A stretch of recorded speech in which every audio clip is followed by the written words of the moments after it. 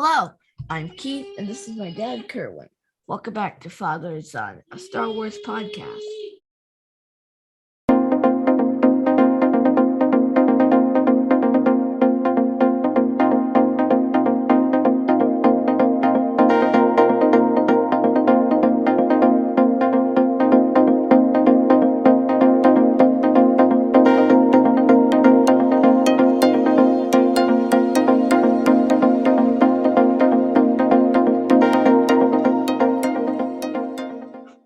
Thank you for joining us on Father and Son once again. First, we want to say thank you to all of you following us on Facebook, Twitter, and Instagram. Thank you for those listening to us on our favorite streaming service. And a big thank you to our YouTube subscribers. This past week, we exceeded 300 subscribers. So we just want to acknowledge that. And that is a huge milestone for us. And we thank all of you.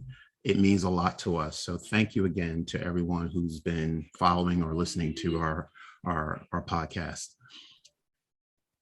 This is a special episode, and we're going to devote it to discussing John Williams. On February 8th, 2022, in a few months, composer John Williams will turn 90 years old. We want to devote a few episodes between now and February, speaking with musicians, teachers, and fans to celebrate his work and discuss his legacy and impact on Star Wars and the film community. We're going to start with our interview with Katie Langer. Katie Langer is a wife, mother of two boys, and a music teacher at the Gulf Elementary School in Upper Merion, Pennsylvania. As an overall fan of art and music, she fell in love with the cello at the age of 7 and has been playing and loving music ever since. Katie holds undergraduate and graduate degrees from the University of Delaware in music education with a focus on early childhood music and the parallels of language and music acquisition. Katie's passion is creating inclusive educational environments where every student is valued and welcome. Katie Langer, welcome to Father and Son, a Star Wars podcast. Hi, I'm so happy to be here. Oh, thank you. Thank you for having me. Oh, thank you, Keith. Keith and I love the music of Star Wars. And when we spoke about, doing this, devoting our time to talk about John Williams, we were trying to come up with some guests that we wanted to invite on the show. And you were the first person on our list that we wanted to interview. Oh, thank you. So thank you. I too. I love his music. I really do. Yeah, I can't wait to talk about it. Sure. Thank you. So just thank you again for taking time to speak with us. Yep, of course. So, Ms. Langer, did you grow up in Pennsylvania? I did. I grew up in Bethlehem, Pennsylvania. And then I moved to Delaware when I went to school. And I lived there for about 10 years. And then I moved to New Jersey and back to Pennsylvania. Here I am. I wanted to raise my boys close to my family. So that's why we ended up here. You fell in love with the cello at the age of 7. Was it your decision to play cello? I did. It was. In the 3rd grade, we had an assembly come to our school.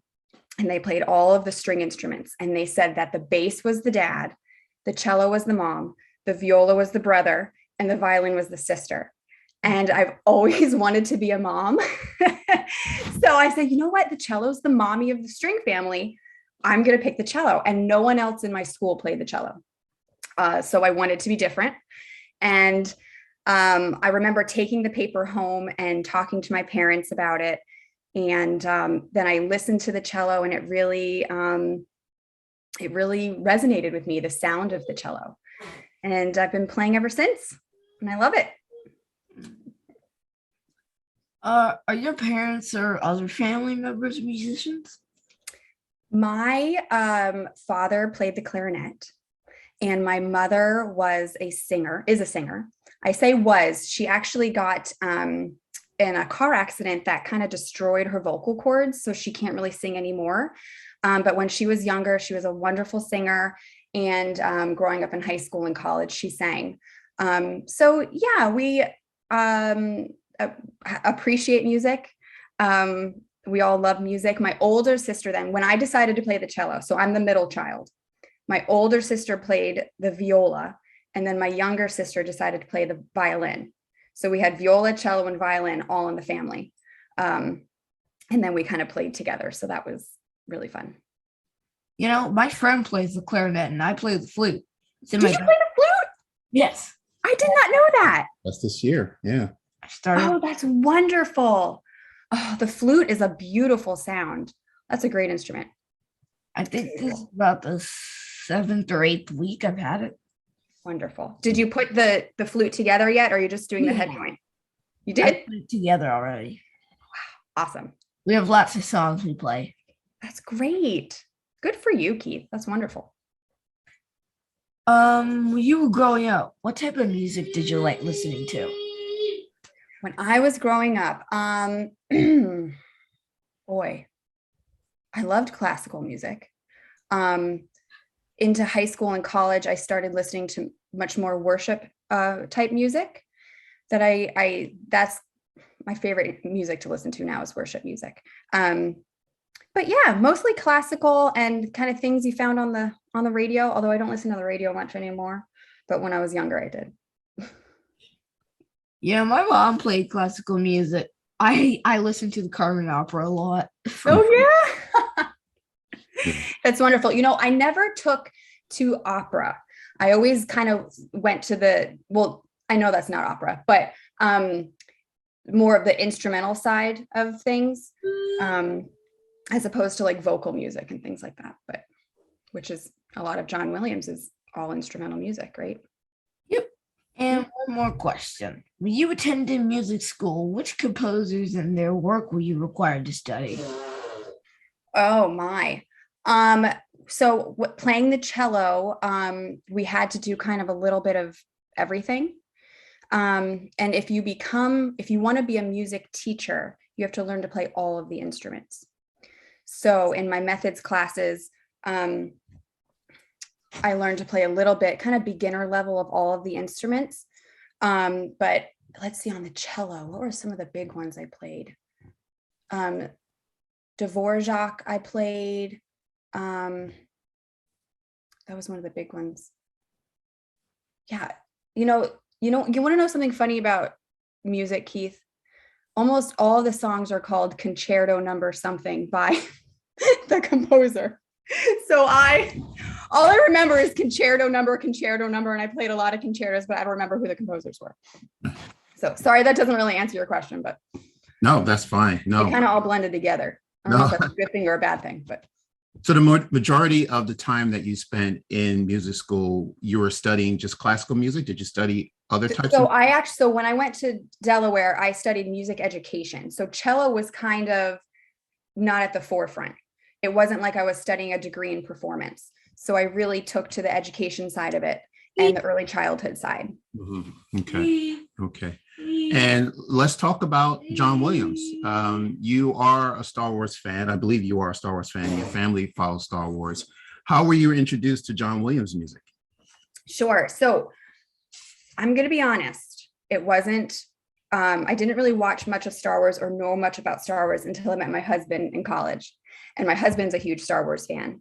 And now with my two boys, it's a staple in our house. I think what I love most about the music from Star Wars and all of John Williams' music, quite honestly, is that you don't need to be watching. You're right, Keith. You don't need to be watching Star Wars to feel the movie, to see that. I don't need to be physically watching it. I can listen to it and the movie is playing in my head. And I think that kind of goes with all of his John Williams film scores, Harry Potter and Jurassic Park, even E.T., you can kind of picture what's happening while you're listening to it. So I think that's pretty cool. Yeah, I know exactly what you mean. I started collecting John Williams soundtrack when I was 11. The first soundtrack I collected was Superman. I went to see Superman, the movie, in the theaters. I was 10 years old and I loved it. And what I loved about it was, I don't know if you've seen Superman. Not the original. Yes. This is the Superman that came out in 1978 and John Williams was the composer. And the opening credits of the movie, it was something I've never seen before. And it just took me away. And then throughout the film, the cues that he played, the love theme, and the heroic theme. I just left that movie feeling so happy, because it was about a hero, doing good things and had an upbeat ending. And I love the soundtrack. And then one day I was in the department store with my mom and I saw the soundtrack and I asked my mother to get me the soundtrack. So that was my first John Williams soundtrack. Then I've had other soundtracks after that. And you're right, you don't need to see the film to understand what's going on, because music is almost like a storyteller, and with E.T., and that was one of the soundtracks I also bought. I would just go in, I had it all on, vinyl, and put on my headphones, and I would close my eyes, because most of the time I've seen the film before I bought the soundtrack.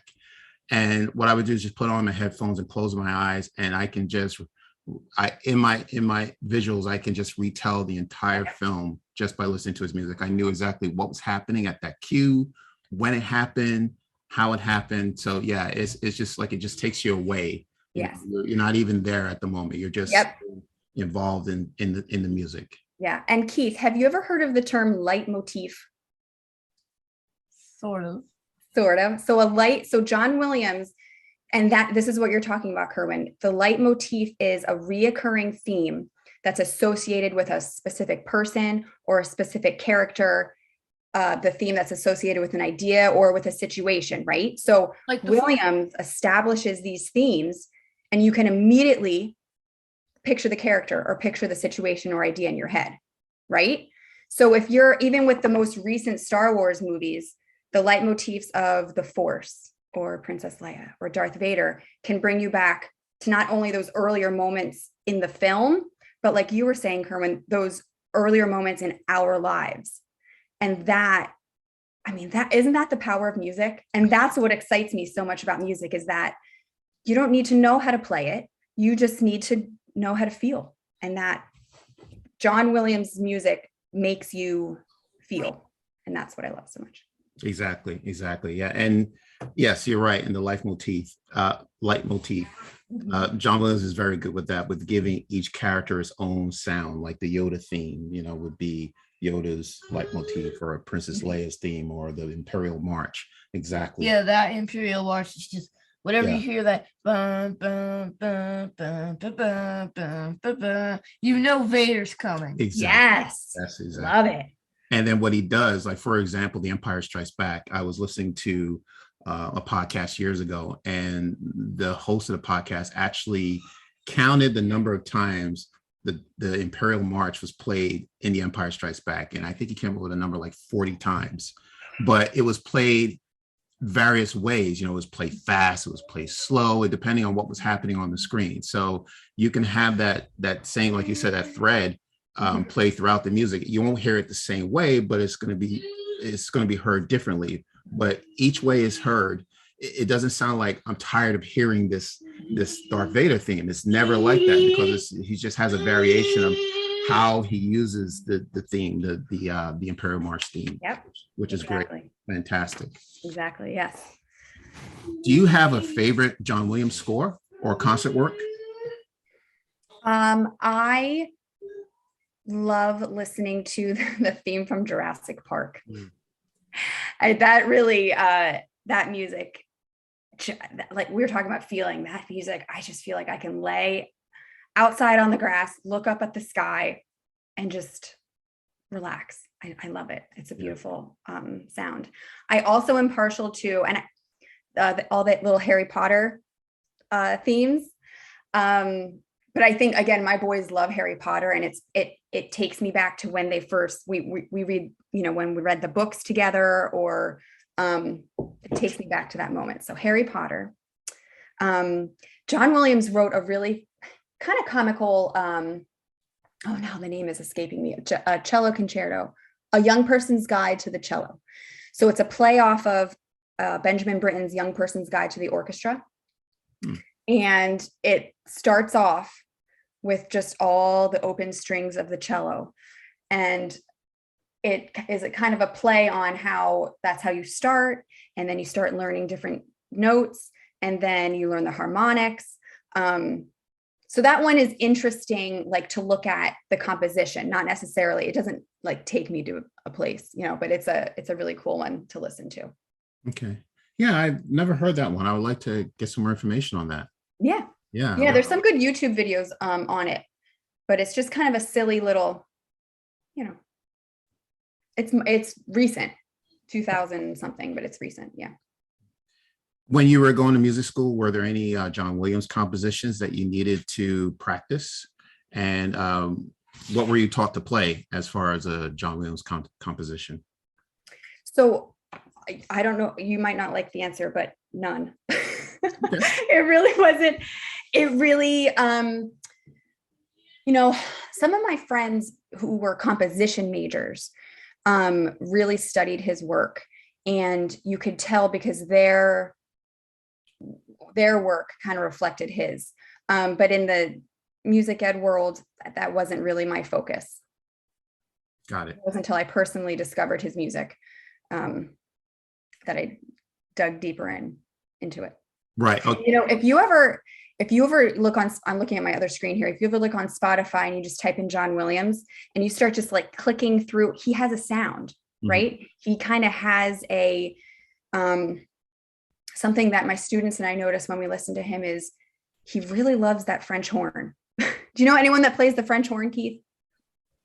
I don't either. No. French horn is a really hard instrument to learn because you need to use your hand inside the horn and your embouchure to change the pitches.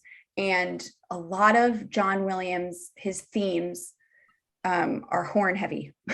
That's true. So if you listen to your Star Wars stuff and kind of start noticing that, like, oh yeah, there's more horns. So your John Williams, learning about John Williams was actually just based on you just going to the movies and listening to the soundtrack and then, you know, loving some of the soundtrack. Or yeah, it wasn't a formal thing at all. Exactly. It was kind of all on my own. But like, you know, you hear the music in the film and that sparks something in you and you just do your own research on it. And that's kind of, yeah. Very nice. And even I one of the big ones too. Have you ever watched Home Alone, Keith? Yeah. Yeah. I love the music of We Home watch Alone. it every year. Yes. Yeah. So do we. On repeat. Yes. Yeah. Yep. I would say outside of the Star Wars films, Star Wars soundtracks, at Home Alone will probably be one of my top 5 John Williams scores. Yeah. Yeah, we like that. Hey, you know, going back to Jurassic Park, Keith has not yet seen Jurassic Park. I want to. Can we watch it today? Well, maybe this weekend, but you know, I've been trying to get you to watch it. I don't know. I think there's a hesitancy, but you know, you're ready to watch it. Yeah. Okay. The music is really good. It's beautiful. And he's also not seen E.T. So we're hoping to watch that as well. Yeah. E.T. is a little scarier in my opinion. That's the reason why I have not shown it to him. Yeah. It's scary at the beginning. Yes. But then How's it scary? Yeah, well, I don't want to tell you we don't want to give it away. You have an alien coming from outer space down to Earth. So that would be a little bit scary if you saw someone. Creepy. It's cool. Okay, well, maybe I wonder you're ready for it. All right. Then E.T. is for you. I think you'll like that. Wouldn't it be awesome to have an alien for a friend? Yeah, that's exactly and then I can what just it's walk about. into school like, yeah, I'll take one of those breakfast bags, please. and then the alien is gonna be like, you're gonna bring the alien in with you? Keith, I smell a new story for you to write. Keith and the alien. Why not? And Keith, the alien, and the breakfast bag. So like the good, the bad, and the ugly. Yeah. The Keith, exactly. The alien, and the breakfast bags. Right. And the alien would eat the same type of food as you eat. You know, he'll just follow you around, shadow you around in school. Don't know yet. Okay. But it sounds like a good idea for a story. Okay. All right. You can. All right. Okay. So did you know early on that she wanted to become a music teacher? Funny story. I did not like music class in elementary school. So the answer is no. But my cello teacher in 3rd grade is really what made me fall in love with music. And to be honest, Keith, music and learning the cello, I have a lot of learning disabilities, including dyslexia. So I'm dyslexic. And it was always very, very hard for me to read and to read music. Do you know what dyslexic is? When you kind of switch letters. So when I read music, yep, my notes actually switch. So it was very hard and for me to learn. But I didn't give up because I knew that I loved it so much. But my third grade music teacher, like I said, just made me fall in love with music. And then in high school, I was actually the music librarian for my music teacher. And I helped her kind of organize. Well, it's funny because now that I'm a teacher, I see that she just needed help organizing the music. But back in high school, I was like, oh, the music librarian. And I started organizing her music and going through and listening and reading the scores. And that made me, again, think, wow, I think I really want to share my love of music with kids. So I guess in high school is when I decided that I wanted to be a music teacher.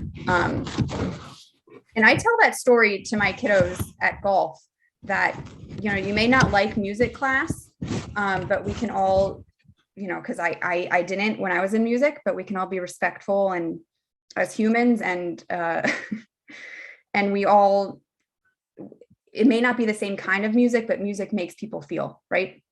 And music can bring people together. So. And how early should a child play an instrument?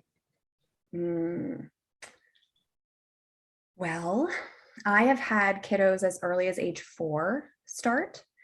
I've also had adults start, and it is definitely easier to learn an instrument when the younger you are. Around that age, maybe 5 or 6. It all depends on the child, how mature they are. But your brain, your music aptitude does not finish filling up until age 9. So think of like your brain having some cups, and every time you hear music, this is kind of how we learn language and how we learn music. Every time you hear music, your cup gets filled. Every time you hear a different type of music, your cup gets filled. And that cup fills and it kind of stops around age 9. So people can have, their cup cannot be very full, and they can still learn music and do a lot with it, or their cup can be very full and they can do a lot with it or not. But I would say between the ages of 5 and 7 or 8 is when you should really start. So how old are you, Keith?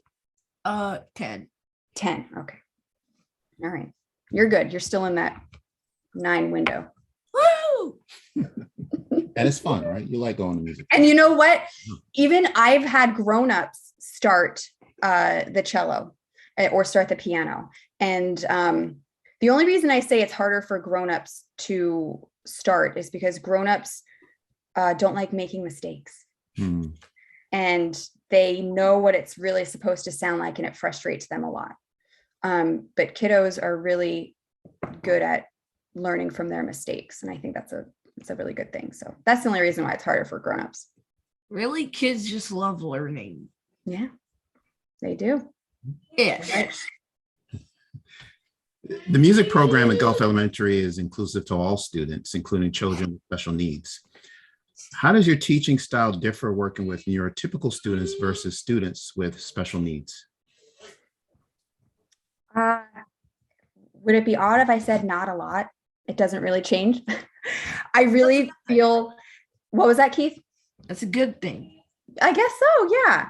You know, I really feel that the musical arts are a core to life, right? And everyone deserves the opportunity to not only listen to music, but to explore it and to explore its creation. And that looks different for everyone because we're all different, right? And that's awesome.